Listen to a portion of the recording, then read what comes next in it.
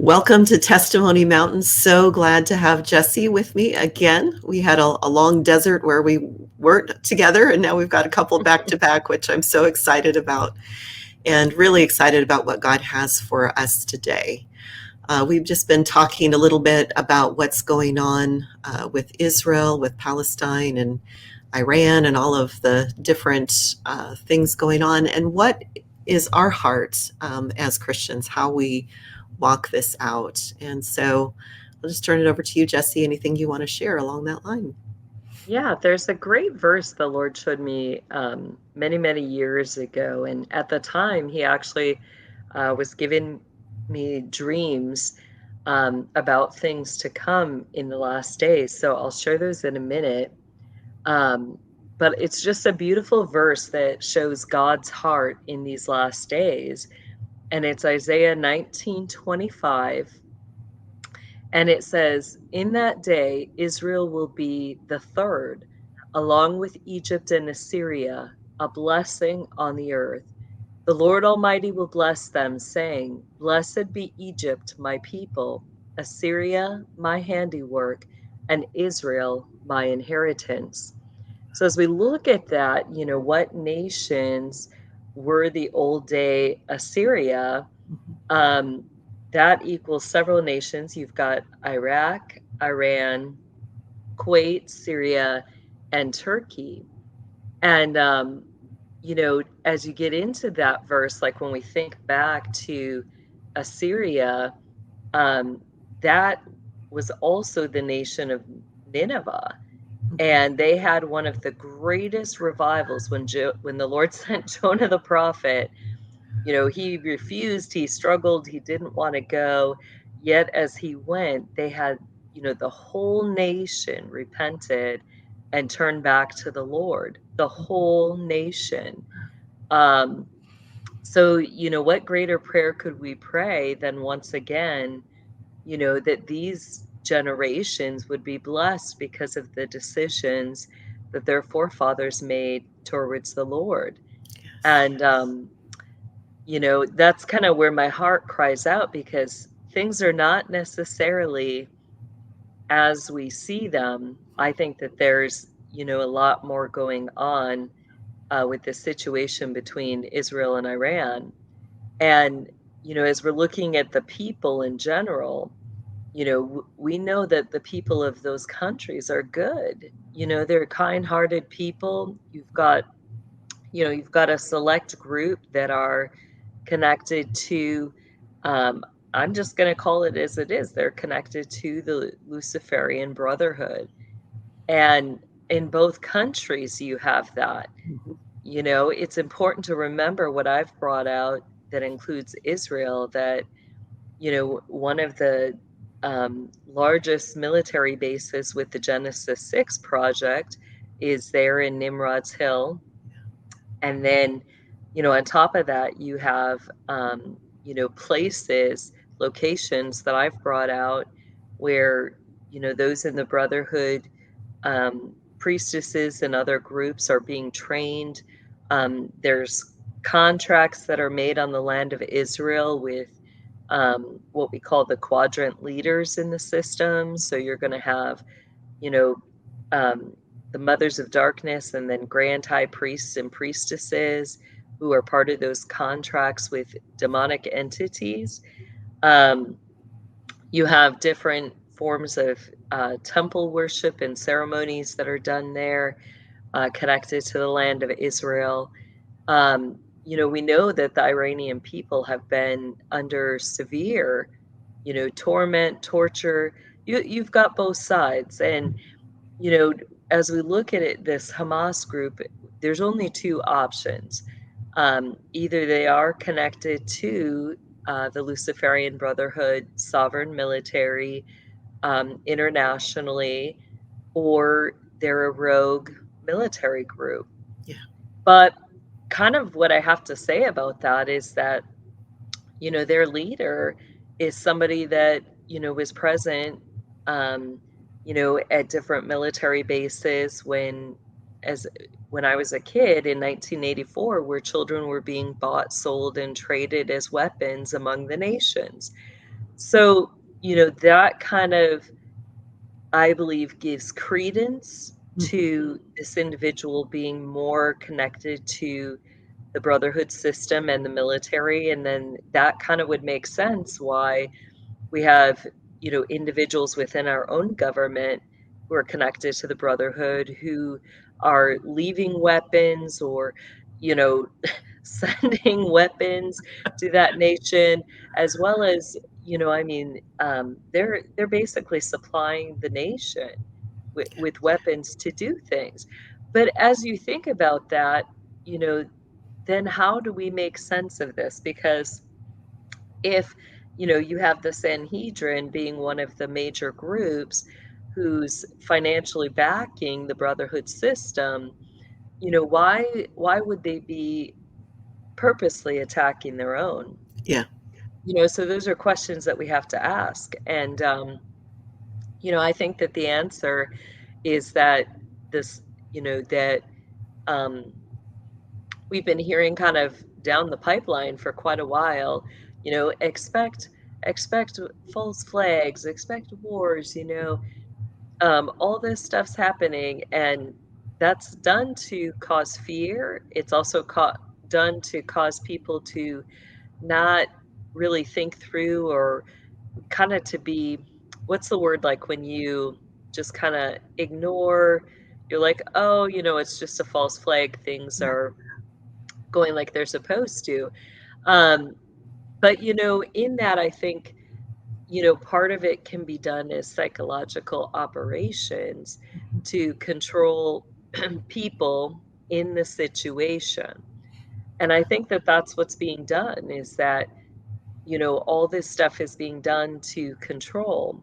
And some of the interesting things that come out in that, as we really start to look, things aren't what they seem like, and I did a podcast on this with Casey Cusick with the Watchman Podcast yesterday. And he also, I encourage people to go back and listen to that, because he, lived in Israel for some time. So he gives his viewpoint too on some of the things that nobody else is talking um, about this situation. But one of the things that I noticed is, there were a lot of pictures about a young girl in her 20s who, I guess, was a German citizen, and she was there in Israel, and there's all these pictures of her. She was there for a festival, which had an idol that they were worshiping, and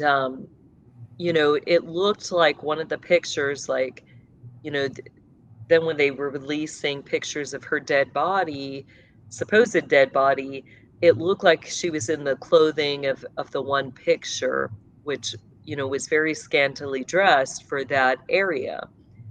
And, the first thing I have to say is that, any woman going into that area, knowing that you're dealing with a high population of Muslims, Yeah. um, to blatantly be that scantily dressed. I mean, you wouldn't think to do that, right? Yeah. Because you're going into another country, you're gonna honor and respect, um, the people of that country, kind of, in a way, like, most women aren't gonna head to toe cover up, but at least they're not gonna be that scantily dressed. And the other thing is that I noticed that she had a huge ember stone necklace, which is usually used in different forms of witchcraft. It's considered like a power stone, um, used for different things, like, it really is more used for spell casting than for protection or other things. So it's a blatant sign that this is a woman who is, engaged in magic. She has some other pictures where, I put up today, where she's wearing like these big, looks like bear boots, um, kind of giving her picture kind of that Nordic, Norse type magic feel. And behind her is this big, massive pink uh, pod like that you would find at the ports or as, a storage container. But I noticed that behind her on the pod is some graffiti, but very distinct graffiti in a Hebrew word. And that Hebrew word is tada, which is a magic word. It means to show or to, make manifest.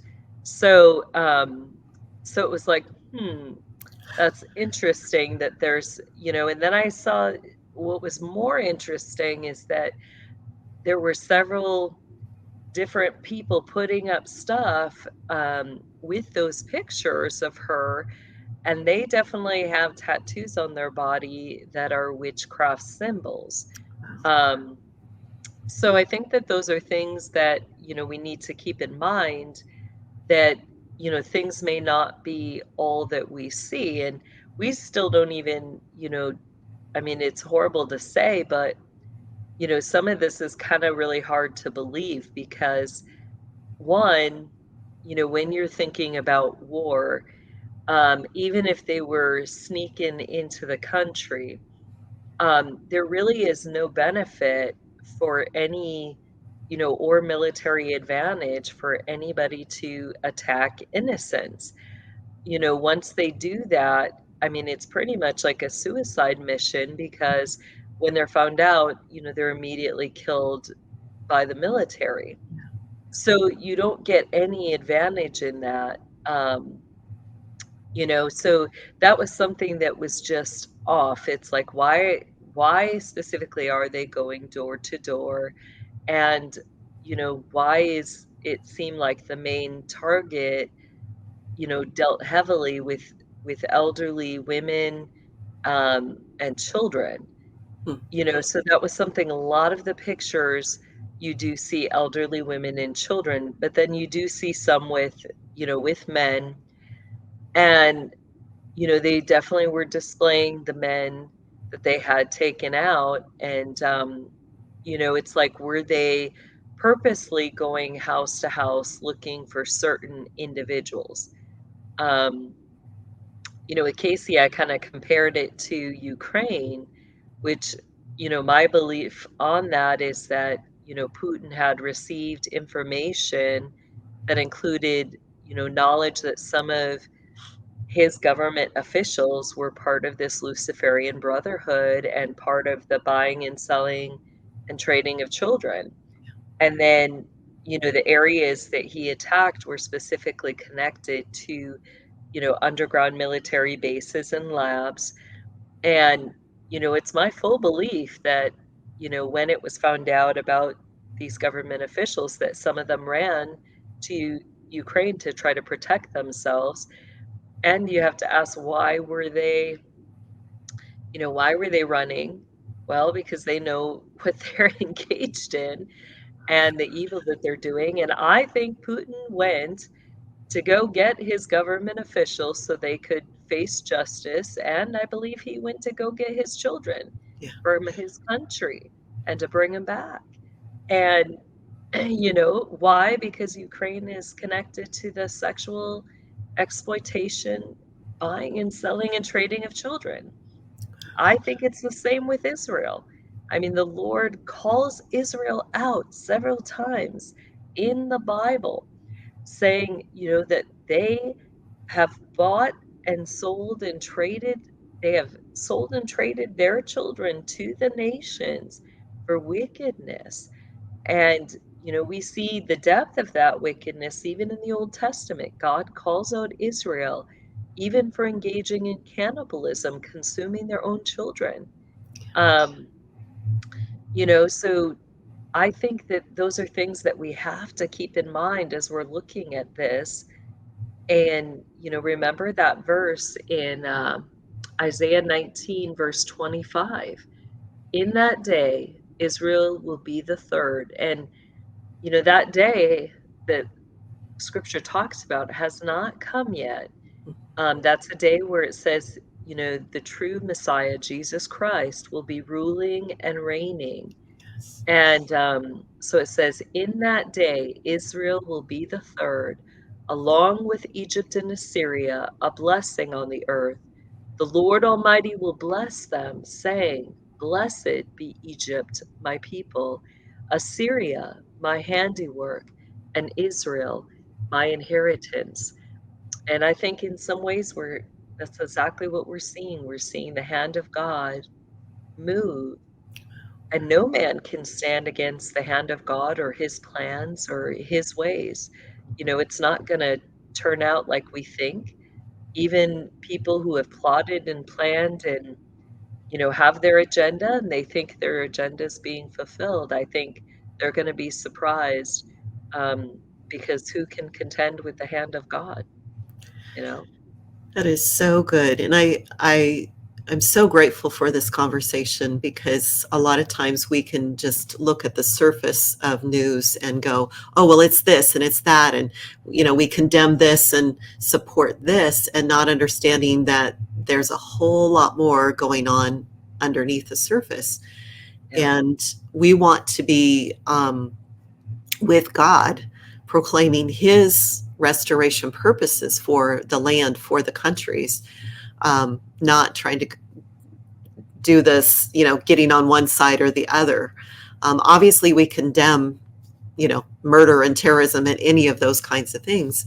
But at the same time, looking at what's going on underneath it all and what is yeah, God's redemptive purposes in the midst. And the system wants to divide us and to get us into, different camps. Well, we're going to support this group or that group, or we're going to pour money into this group. And mhm, usually the system is working both sides, like you yeah, said. And so we need to be aware and awake of that. So yeah. good. And, I mean, there's so many questions about that situation we need to continue asking. One of them is, as good as Israel is at defense, why was the Iron Dome down?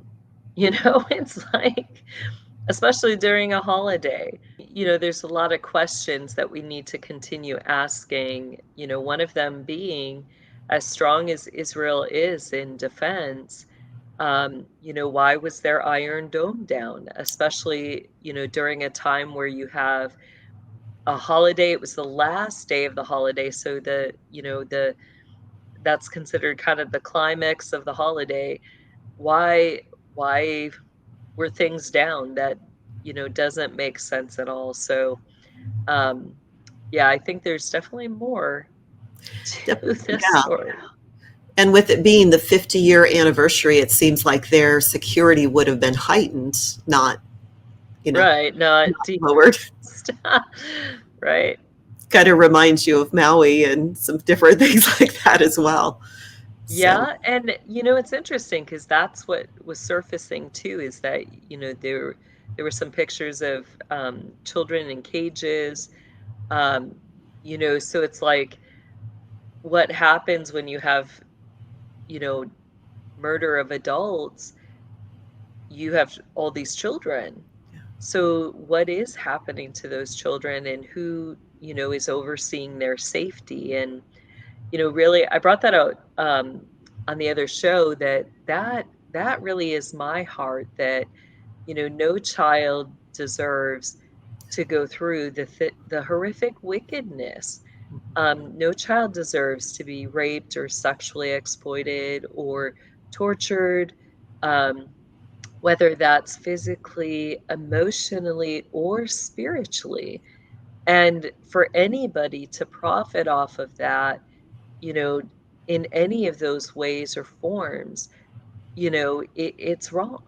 yeah, And, that's what we can work to restore for the children of every nation, safe communities, safe homes, safe churches or places to gather, to worship, to praise the Lord. And, what a beautiful thought, where, we're working together to ensure that for our children, so that they really can just have a childhood and, grow to be, good men and women who are living out their faith, And that's God's design, is that their future, their hope, their well-being, their prosperity is always in our mind. And word that I like to use in that the Lord has just been showing me lately, but I just love this word and the thought that comes with it, but it's the displaying of others' beauty. Mhm. And God created us to be those who will display the beauty of others, not, living for ourselves, or, um, only being singly minded towards ourselves. Really, we're meant to live in such a way where, everything that we do prepares for the good works that He's prepared in advance for others to do. So good. So good. So I'm just curious with in Ohio with all of the missing children, is is some of these things possibly happening because the system is running out of children because of some of the things that are coming and being exposed? Or what are your thoughts on that? I think we have several things. I think that they're being forced to do it out in the open now, and there's not much that they can do about that, because I think that as the good military has gone through underground, what have we seen? I believe we've seen the destruction of um, the tunnel systems that were used, the deeper level ones. First, round, we kind of saw these weird fires popping up underground, manholes that were shooting up fire. I mean, this is stuff we've never seen in how many years, right? And then all of a sudden, you also had water Mhm. shooting up. Chicago was one of those areas, and I can, verify that there's a submarine baseline that runs, throughout that Midwest area. So, I think that they were flooding as, after they rescued who they could, they flooded to bring up people from deeper levels, or maybe who were in hiding, trying to camp out in those areas. So, we just had massive flooding in New York. Yeah. I mean, when in our nation have we ever seen so much fire and flooding? I mean, we just haven't. So I think that that's causing them to come to the surface. They've got nowhere left to hide except for, surface territories, and, maybe some air territories or on the water. Um, but they're having to, figure out new ways. And, definitely their supply chain has been disrupted, where, we've got two things happening. One, they're trying to still keep their system going. And, you know, they've got a problem with that, because, the demons that they serve, they don't change their minds. They don't give grace just because, your sacred underground spaces have been destroyed. Mhm. The demand doesn't decrease, because they have pity. They don't. So, you know, d- so now what do? I mean, these people have to do it blatantly, in front of our faces. And, we're seeing the numbers. We're seeing, how many are being recorded as missing, but we also see that who's really doing anything about it. It's not just states like Arizona. I mean, you had others that were reporting all of a sudden mass amounts of children gone missing that they can't give an account for. And I think it was down in Florida, one of the sheriffs there, with their operations, was talking about how there's, it was over 85,000 children or something out of this mass number that was still missing and unaccounted for. Um, and, this should be our high level government's number one priority. I mean, you know, it's sad because we look back in scripture. in the book of Isaiah, it talks about Sennacherib, who was an Assyrian king. And, after that great revival with Assyria, you have those who turn back to the idol worship, the worship of demons. And Sennacherib, is that depiction of Lucifer, and he goes throughout the nations doing mass conquerings. But there's one verse in there that always struck me, because it literally is pointing out his pride. And he says, I stuck my hand into abandoned nests to take the eggs, and no one sounded even a peep. And, think of that, like how many children throughout our world have been trafficked, exploited, killed, it's undocumented, and who's giving a peep? I mean, literally, they've created a system where they pull mothers and fathers into the court systems and literally traffic the children through the courts, and silence the parents in that. Threaten parents. I've spoke with people that, were told to destroy, like they would get evidence of their child being sexually abused, and, several of them, they'll take their children to doctors, and it's hard to find a doctor who will document that type of stuff. And, they even had pictures, and they were told by the guardian ad litem to destroy those pictures. Otherwise, they would be taken to court for child pornography. And it's like, really? Like, destroy the evidence? And then what happened, the court completely ignored, said there is no evidence, there's no evidence. We can go back case after case where credible evidence is, destroyed or subdued. And what happens? The child continues to be exploited. I was one of those kids. I had to go back every day. I didn't have adults I could trust to talk about the things that were happening to me. And how sad or disappointing is that when, the extent of what, you're facing, and day after day, you have to go and see endless wickedness. No child should have to go through that. And it's tough even to talk about this, but I believe as we bring it into the light, into the light of God's love, that He has a plan for it all. And we each have a part to play in that.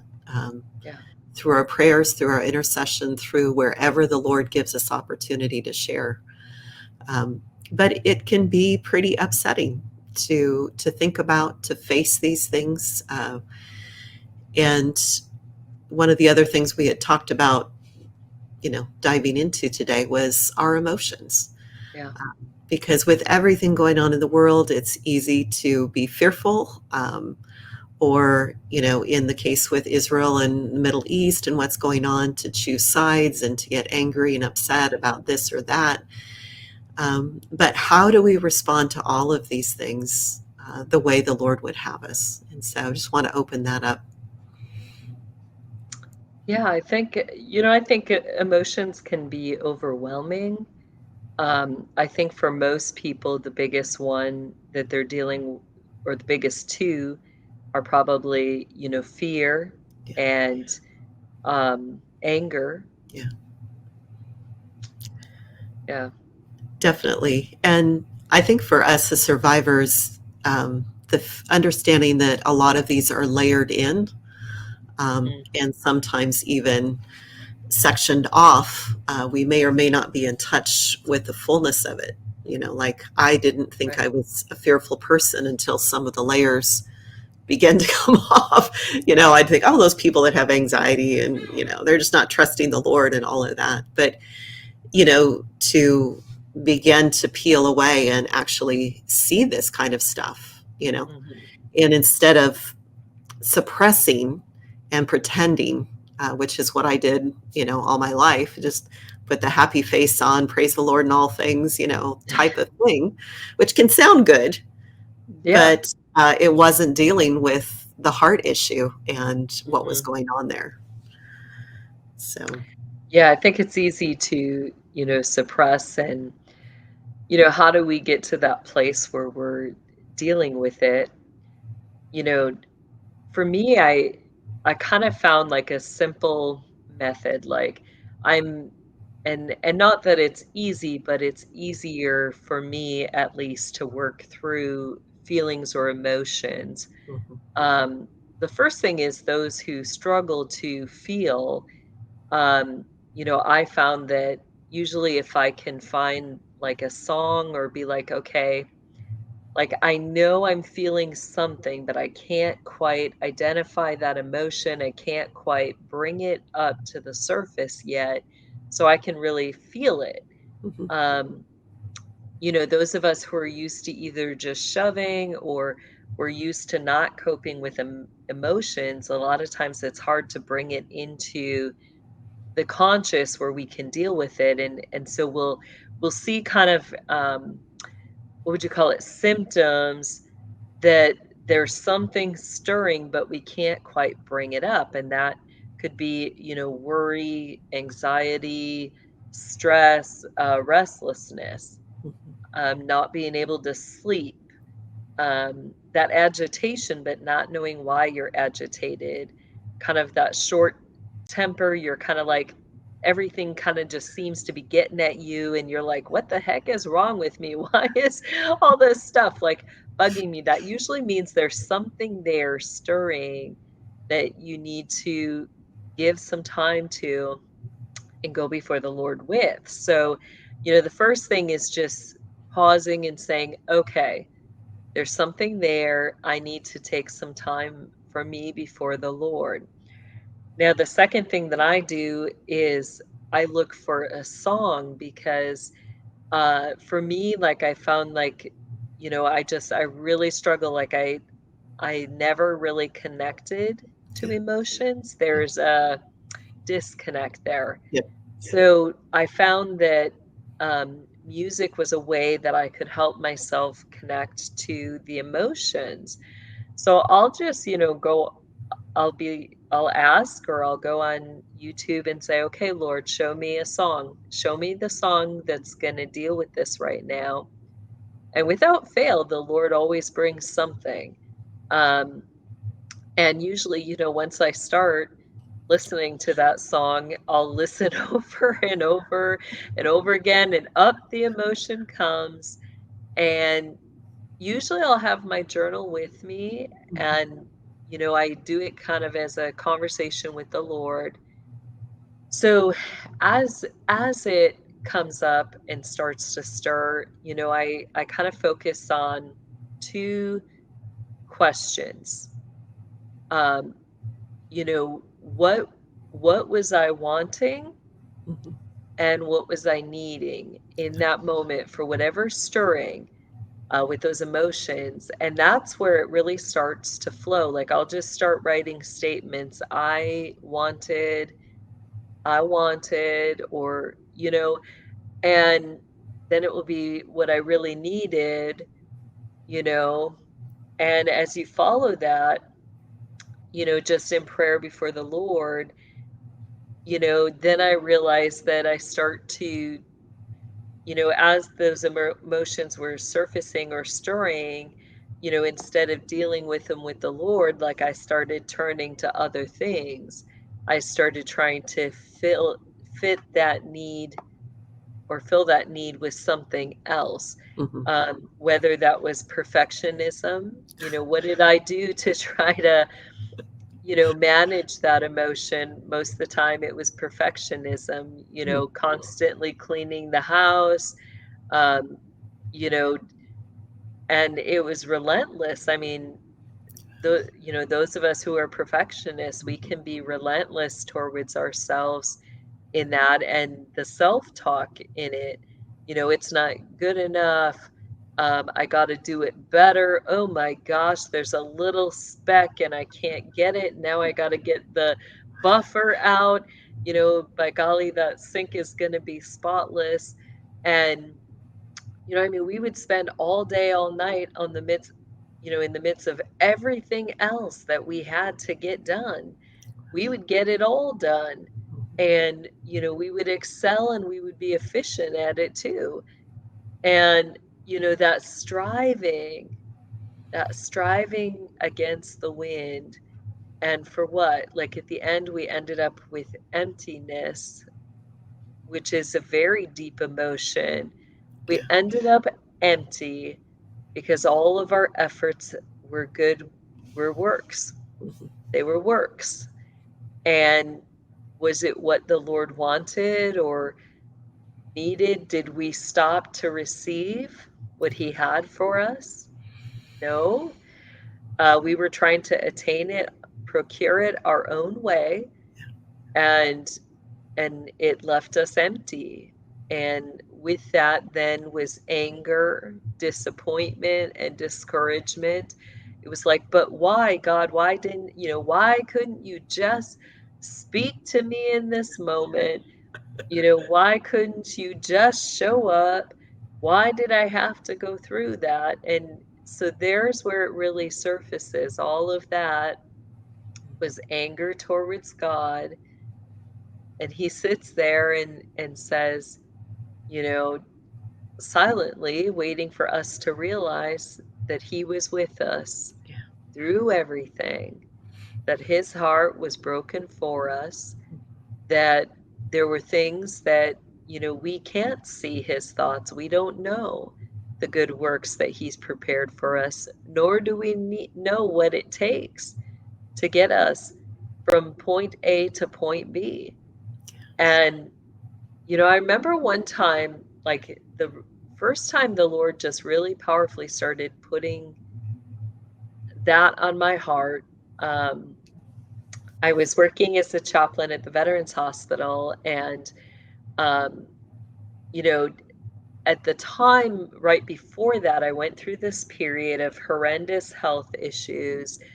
I had gallbladder attacks that started after I was pregnant and had gotten a car accident. And then shortly after my delivery, then I started having these horrendous gallbladder attacks. And for whatever reason, I just, surgery was not even something I could look at that moment. And, I like the same day I had talked to the surgeon and was like, I just don't have a good feeling about this. Um, was also a day a friend had reached out and knew a naturopath who said, I can help you pass those gallstones. And, you'll have to be committed. It's going to take a dietary change. And I was like, sure, Mhm. I'll do it. So I went through 3 years, that included multiple gallbladder attacks. And I can remember, there was nothing I could do. There's nothing that cuts that pain. Um, I would end up, like when it would start, I knew I was in for 4 hours. Like it would last for 4 hours of intense pain. I would get a heat pack. I would take one of the big couch pillows. I would put it in front of the bathtub with my Bible in front of it. Mhm. And I would sit in there hunched over that cushion with a heat pack on my gallbladder and just try to breathe through the pain and read my Bible as I was going through that. There was nothing else I could do. And it was like, God, why do I have to go through this? I mean, I started, watching every type of thing I ate to see what would trigger it. Mhm. Well, in the midst of that, I had this great job. I was, managing a home with this elderly woman. She, was just a sweetheart. She loved that I was in seminary and, was fully supportive of that. And a couple, throughout the day, she had certain shows, new shows that she liked to watch. And Mhm. She would, you know, like insist that every time she was sitting down to watch her show, she would not allow me to be up, like doing any housework or doing anything else. Like she expected me to sit on the couch and be studying, right? So it was great because I got a lot of, homework and stuff done. But she also then after her shows, I think the big thing for her was she liked to discuss what I had been reading because she was very intellectually minded. So she wanted to have the conversations. A lot of times she would have me read stuff to her and then we would discuss it. So that's what she really enjoyed. And so anyway, through these gallbladder attacks, um, the company that I worked for, like, there was some days that where I had to miss work and they would send her these little Mexican women that couldn't read. Uh, And, she was blind at that point, so she couldn't read herself. So it drove her crazy to have, these women that could not read well and have discussions with her. So, you know, the the company finally said, well, the only solution, we'd have to give you a new full-time worker. And she didn't wanna do that, but she didn't have, any other option. So it was like, "Lord, why did I have to lose that job?" It was a great job. So then I got another client, and all I had to do for him was take him to therapy pool, throughout the week, and as I did that, there was this little old elderly veteran who he'd walk quite some distance to come and visit at the pool every day. And he'd always bring goodies and he'd sit in there and talk and fellowship. So I got to know Ralph quite well and amazing guy. His whole life was dedicated to his best friend who he had been in the military with. That friend had a son that in his younger years, when he was 17, had been in a severe car accident that left him a quadriplegic. mm, So Ralph had dedicated his life to live with the family and to be the main caregiver for that son. And so it was just this beautiful story. Well, all of that then, fast forward, after that season, I ended up, I was done with that job and moved into the working as a chaplain at the Veterans Hospital. And who do I run in there except, to Ralph? And then it was like a couple months in, I'm doing rounds up in the ICU and like see a heart patient. And I go in and all of a sudden I'm like, oh my gosh, this is Ralph. And ended up the surgery did not go well. mm, Ralph was dying, but he had no family, no friends. The only person he still had was that quadriplegic. But he didn't have a way, there wasn't any way that that individual was able to support him during that time. So it was funny that God had me endure all those things, which at the time it was like, why? yeah, It seemed like all these wrong things, all these bad things happening. And it's like, God, why can't things just go well? Why can't I just be blessed? And yet, if I had not gone through all that, I would not have been exactly where the Lord needed me to be that week when Ralph had absolutely no one. And God had allowed me to know him so that he had somebody sitting next to him, holding his hand, being present with him as he, entered into heaven. And so, it was like that was the first time I really realized, Lord, thank you. yes, Thank you for the things I cannot see, the good thoughts. It's like, God, this is a good thought. Like, you knew the day, the time, the hour you were going to take Ralph home. You knew what he needed. And what an honor, what a privilege it is um, to be here in that moment with him and, to know him and to be able to comfort him, you know. And so that was a big moment. you know, it's like, wow, Lord, forgive me for all the times I question, I doubt, I don't believe, I wrestle, I argue, I get, impertinence, sometimes outright rude. Um, in our anger towards God, we get so upset. Mhm. I mean, I think back too of the moment I found out, my training partner was still alive, and Mhm. it's like all these years of grief and um, carrying that responsibility because those deaths were because I had told people outside of the system, Mm. that we were in an occult and we killed babies, and you know, it was like I knew it was my fault because of me that, him, his grandfather, and his brother had been killed, or so I thought, right? And, in my anger in that moment as a kid, I mean, I remember that moment, in that situation where, literally I was held back. Mhm. Um, I had two big firefighters that, were holding me up in the air by my arms. Wow. And, as I kicked, I screamed, I viciously fought them. And then there came that moment, with the fire where, all the screaming inside stopped. Um, it was just like dead silence. Wow. And it was like in that moment, I felt crushed and I felt that disconnect spiritually that I had with my training partner, and there was just all of a sudden this empty silence, which I absolutely hated.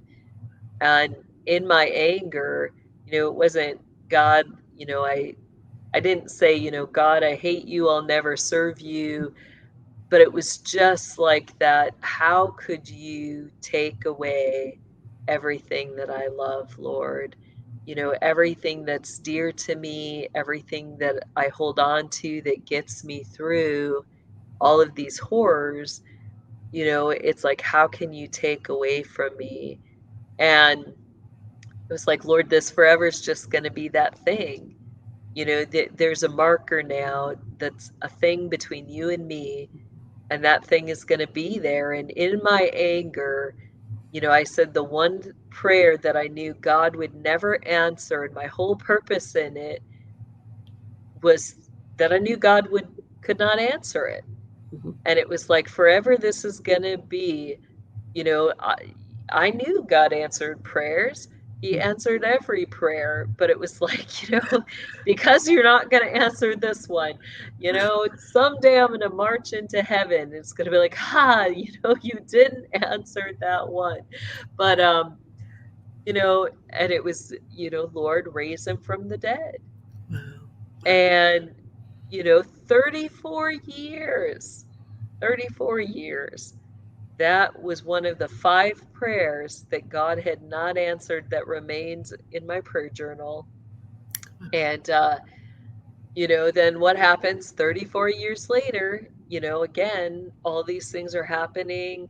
I don't, you know, even see the full extent of how God's working. And as He begins to, put things into place, um, you know, he starts to have me intercede for this group of people and it has me focus on one of them. And then one day, as I'm interceding, the Lord says to me, you know, did you think I couldn't do it? And it was like, oh, wait, what? What are we talking about, God? What did I think you couldn't do, And I mean, it wasn't even at the forefront of my mind. And then God says the words, and, just I can remember the moment. It was almost like my heart stopped because I'm pretty positive I wasn't breathing. I was just like, Wow. the Lord was like, "Did you think I couldn't raise him from the dead?" And I was like, "Wait, what? What?" You know? And then the Lord's like, "Here's your training partner." And this guy I had spent, several years at that point praying for, interceding for, hours and hours. And all of a sudden it was like, oh my gosh, and just the beauty in that everything the Lord was putting into place, and how that fit into his timing of me coming forward with my testimony, you know? And even after that, I grieved 5 months. I Mhm. mean, I was like bawling like a baby every day because it was like, how do I tell him that, because of me, that his grandfather and his brother died. And at the time, like, I didn't have the fullness of everything that had transpired.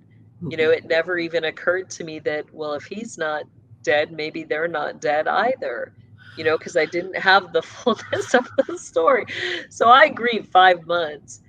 And, Wow. how am I going to tell them this? Then I find out they're not dead either. And it was like, wait, God, why did you let me grieve all that? Like, what was the point of that? You're like, okay, I'm done. Wow. But And that to me, that's such good news is that the story isn't over. None of our stories are over, yeah, and that we can trust in God.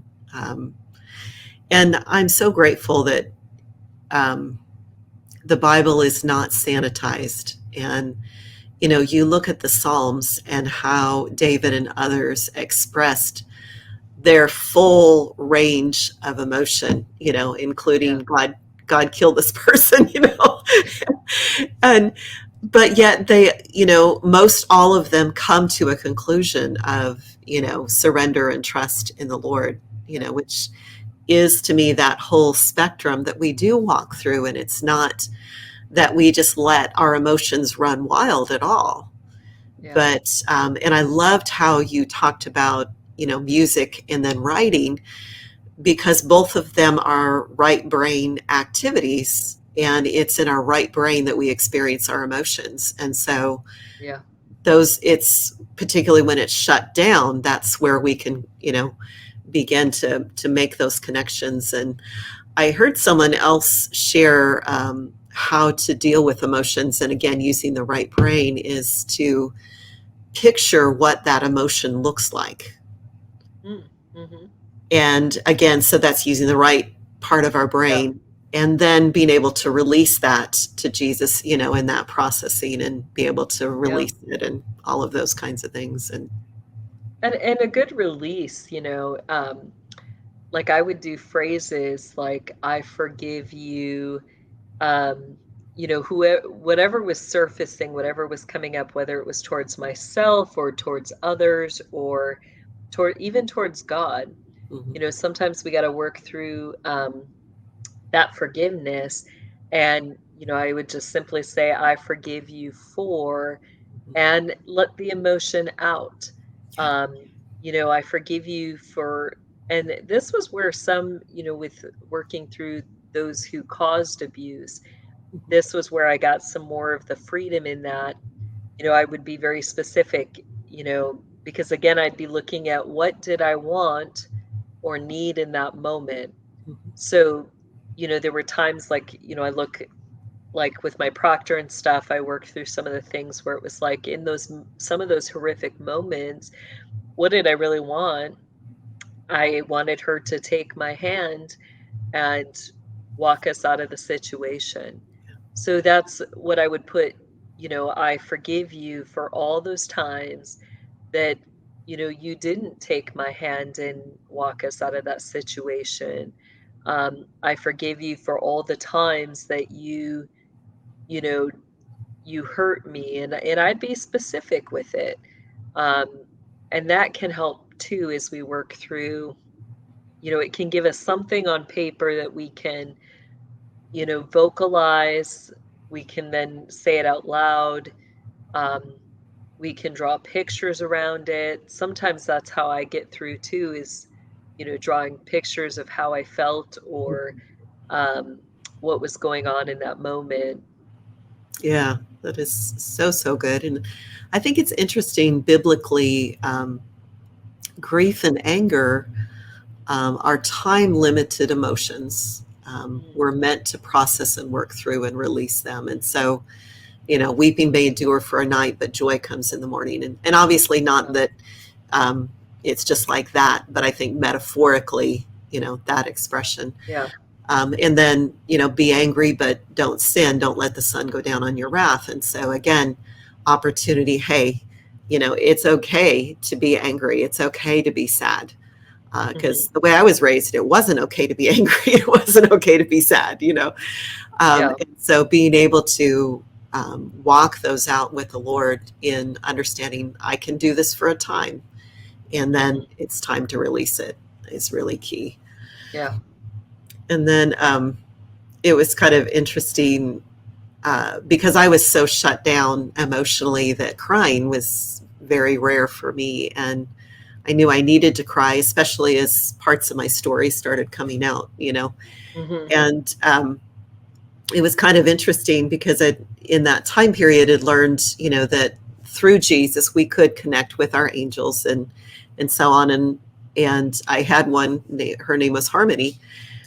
And one day I felt like she said to me, "Do you know why I'm assigned to you?" And I was like, "No, I have no clue. And she says, "Well, I'm here to help you cry." Mm. And I never thought, that there are angels who can actually help assist us in that process. And that year I probably cried more than I had my entire life. But just that all of heaven is interested in us, and Yeah. in helping us to overcome, to walk through these things. We don't need to be afraid. We don't need to suppress these things. We just get to bring Hmm. them into the light. So amazing. Yeah. It is very interesting. And, I think that is something that I've learned, like the difference between, how do we tell the false spirits from, the angelic ones that are there to help. And one of the things that the Lord showed me was that, everything that they do comes out of their ministry to the Lord. Yes. Um, like when I saw Raphael in the heavens, I saw him in the healing pools, and he had these two worship flags.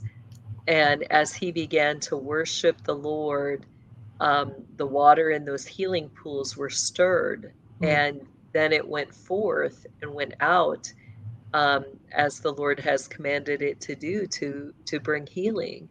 So, there's this beauty that, is an example for all of us on what our ministry should look like. Everything should come out of that worship of the Lord. And Yes. if it's not, then it's not a spirit from the Lord, right? Um, but that's one of the things that I've noticed too, is that, there's that selflessness, and everything comes out of that relationship with Yes. the Lord. So good. So good. So good.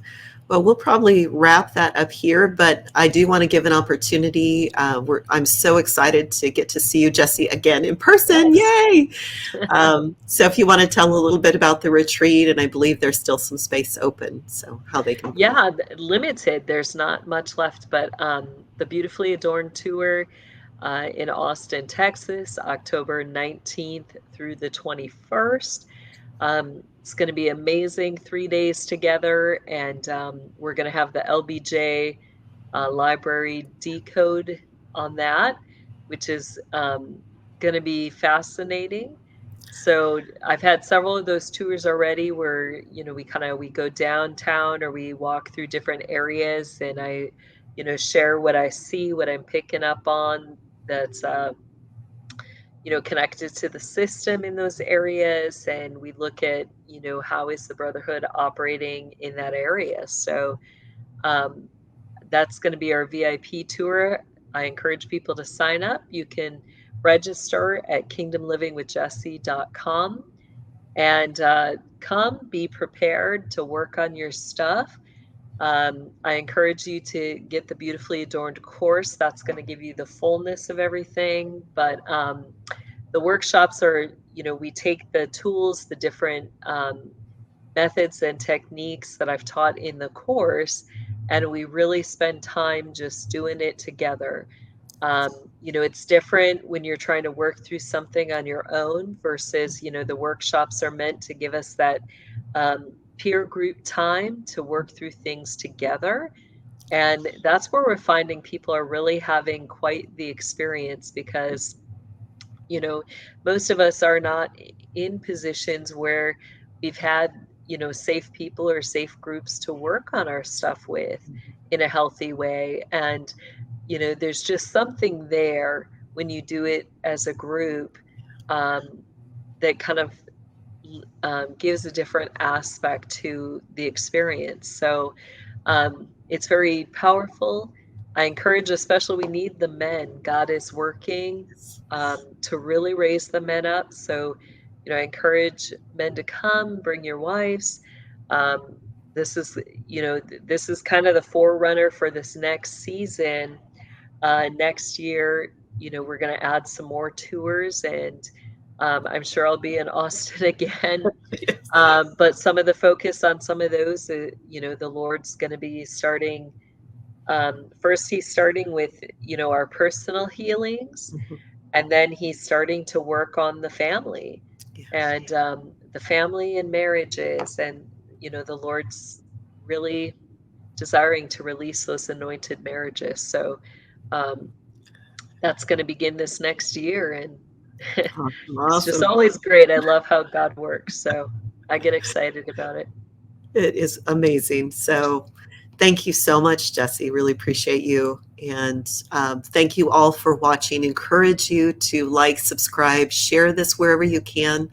And if you're able, pray about coming this month to Austin to have an amazing time. And so we just bless you all and look forward to seeing you next time on Testimony Mountain.